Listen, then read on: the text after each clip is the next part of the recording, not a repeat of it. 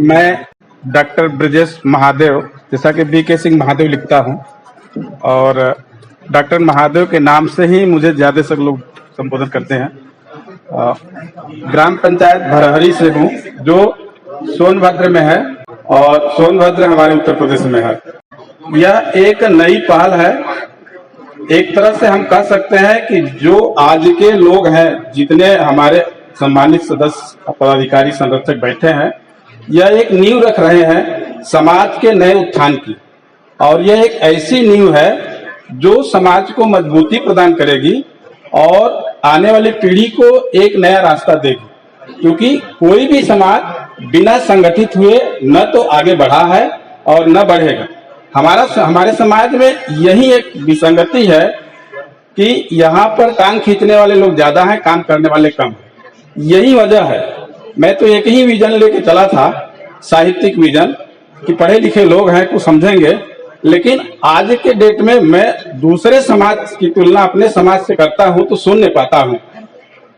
और मैं गर्व से कहता हूं कि राम प्रसाद भैया यहाँ पे हैं, इनकी रचनाएं मुझे मिलती हैं। समाज में लाख 1.5 लाख लोग होंगे। कहता हूं कि आप पढ़े हो तो लिखो, अगर नहीं लिख सकते तो पढ़ना भी बेकार है। अगर आप पढ़े हो तो लिखो, क्योंकि यहाँ पे अभी आज की जो मीटिंग है वो लिखने की है, संविधान लिखने की है। जब आप पढ़े नहीं रहोगे तो लिखोगे कैसे? तो कलम पकड़े हैं तो कलम मजबूती से हमें पकड़ना है। और हमारा समाज हमसे है, हमारा उत्थान होगा तो हमारे समाज का उत्थान होगा। जब तक हम आगे नहीं बढ़ेंगे, समाज आगे नहीं बढ़ेगा। प्रयास सार्थक हो रहा है तो उसका एकमात्र कारण है एजुकेशन। जब तक हम पढ़ेंगे नहीं, लिखेंगे नहीं, तब तक हम आगे नहीं बढ़ेंगे। तो हमें जरूरी है कि हमें अपने समाज को आगे बढ़ाने के लिए शिक्षा पर भी ध्यान देना है। हमारे बायलाज में इस बात को भी महत्व दिया गया है कि हम कहीं भी अपने समाज में जिस गांव में शिक्षा का अभाव है, वहां चलकर उन्हें शिक्षित करने का एक मुहिम भी जगाएंगे। जरूरत पड़ेगी तो स्कूल भी खोलेंगे। तो ये बहुत जरूरी है कि हम समाज को शिक्षित करें। बिना शिक्षित हुए आज हमारा इतिहास क्यों विलुप्त है? उसका रीजन यही है, समाज में पढ़े लिखे लोग नहीं थे। दूसरे समाज के लोग हमारे समाज के बारे में क्यों लिखेंगे? ये एकदम फैक्ट चीज है। कोई भी अपनी ही वंशावली लिखता है और दूसरे की वंशावली नहीं लिखता है। तो हमारे समाज में जब पढ़ा लिखा लोग नहीं, तो हमारा समाज भी गर्त में गया।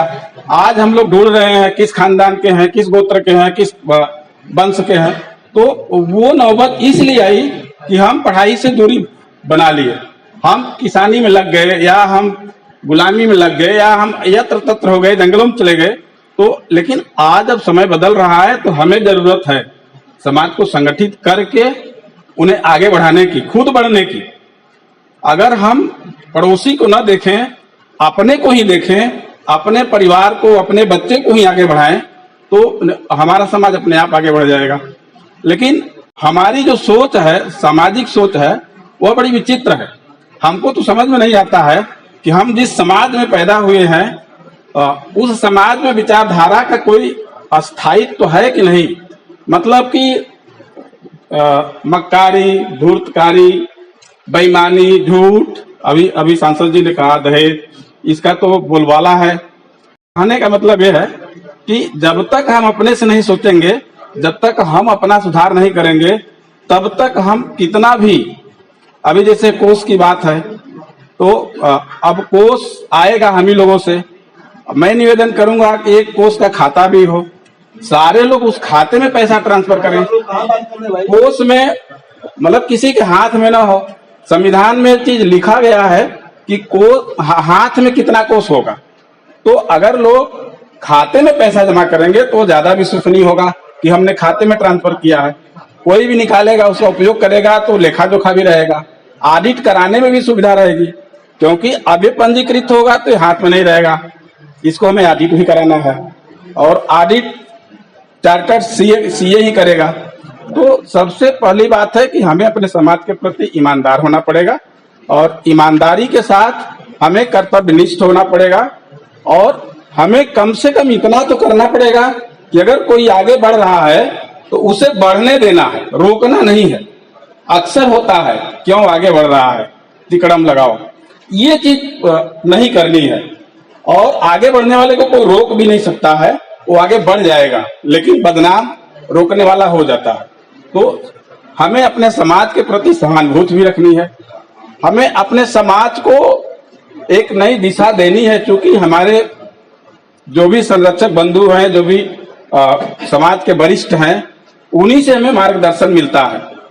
और जब कभी वो हमको हतोत्साहित करते हैं तो बहुत जो है खराब भी लगता है। लेकिन तो आप लोग लिखिए और ऐसा लिखिए कि आगे वाले जो सामने वाला है वो उत्साहित हो, वो आगे बढ़े और समाज का एक सितारा बने, एक स्टार बने।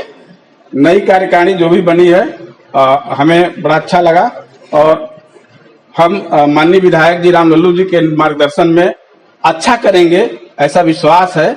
और पूरी कमेटी, पूरी टीम ऊर्जित है और एकदम नए लोग हैं।